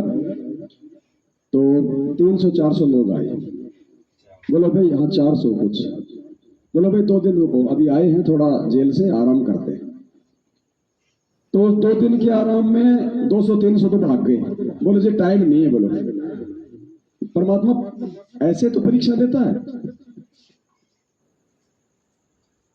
कुछ बच्चे थोड़े बहुत 40 एक, उनकी परमात्मा ने वो सार नाम देने से पहले परीक्षा लेनी शुरू कर दी, जो भी परमात्मा लेते होंगे। तो गुरुजी ने कहा कि एक तो ऐसा था, मैंने उससे पूछा रे भाई ये जो सतनाम के 2 मंत्र हैं ये किसके हैं? तो एक तो बता दिया, फिर दूसरा तो थोड़ी देर तो इधर उधर देखा, तो फिर बोला बोल जी आपने बोले बताया नहीं, ये तो आपने बोले बताया नहीं, ये तो आपने बताया ही नहीं। अच्छा हाँ, बोले भाई तेरे को याद क्यों नहीं? बोले जी आपने बोले ढंग से नहीं बताया। बोले बताया था लेकिन आपने बोले ढंग से नहीं बताया। तो गुरुजी बोले मैं सत्संग करता हूं तो क्या मैं रागनी करता हूं क्या उस समय? अरे जब मैं सत्संग करता हूं तो क्या वो रागनी है क्या? हर बार बताता हूं कि ये मंत्र है, ये प्रथम मंत्र काल का है, दूसरा अक्षर पुरुष का है। अब और कैसे बताऊं? फिर भी दोष हमारे को कीजिए, आपने सत्संग करते समय ढंग से नहीं बताया। तो भगत जी इतने अच्छे से तो सारी बातें समझाई जा रही थी, बताई जा रही थी, अब कान क्यों छिदवाने? जब थोड़ी देर पहले क्या कहा कि चाहे सोना हो, चाहे चांदी हो, चाहे नकली आभूषण हो, नहीं पहनने, भगवान रुष्ट होता है। तो कान क्यों छिदवा रहे हो भगत जी? किस लिए छिदवा रहे हो फिर कान? अब इसमें कोई सवाल ही नहीं उठता फिर नहीं छिदवाना छिदवाना। कॉमन सेंस की बातें बड़े भाई, तो ये ध्यान रखो इन चीजों का भगत जी। अब किस विषय पे चल रहा था मैं तो भूल गया, बीच में आपने और एक मास्टर छेड़ दिया। सत्संग कौन सा था? तो ये तो है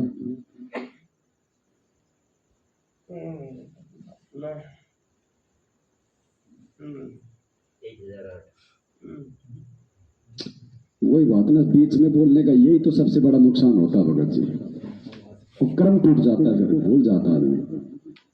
चलो दया करी परमपिता परमेश्वर जी ने, हम सब सतगुरुदेव जी का कोटि कोटि दंडवत धन्यवाद करते हैं जो परमात्मा ने हमें साथ संगति के लिए समय दिया। परमेश्वर आगे भी ऐसी दया अपने बच्चों पे बनाए रखें। सत साहिब बंदी छोड़ सतगुरु रामपाल जी भगवान की जय हो। सत साहिब।